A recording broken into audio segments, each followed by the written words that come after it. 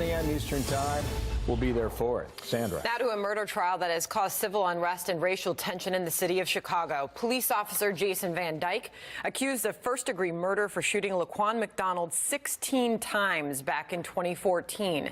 McDonald was 17 years old, armed with a knife. In a dramatic courtroom moment, Van Dyke took the stand, claiming self-defense.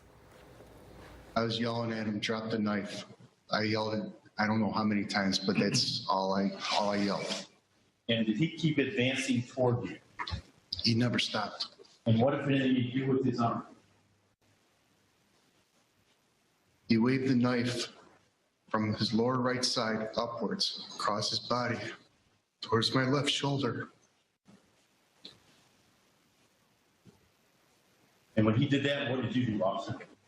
I shot him. Emotional testimony there. Matt Finn joins us now live from Cook County Criminal Court in Chicago. Matt, there was lots of anticipation over whether Officer Van Dyke would take the stand to defend himself, and he ultimately decided to do it. And Sandra, when he took the stand, Van Dyke testified that he used deadly force for the first time in his 14-year career because LaQuan McDonald was armed with a knife. He had already punctured a police cruiser tire, then stabbed a police windshield, and then was closing in on Van Dyke. Van Dyke fought tears on the stand as he says the shooting was self-defense. And we now know that the teen was high on PCP that night, and experts have testified it caused him to rage and feel superhuman powers. Van Dyke described the look on McDonald's face in those final moments, and then the defense tries to poke holes in Van Dyke's testimony that he was trying to retreat from LaQuan McDonald instead of going towards him and shooting him. His face had no expression. His eyes were just bugging out of his head. He had just these huge white eyes just staring right through me. And did you say anything to LaQuan McDonald? I was yelling at him, drop the knife. I yelled it, I don't know how many times. I thought I was backpedaling that night. You thought you were backpedaling as you're firing shot after shot after shot? What I know now and what I thought at that time are two different things.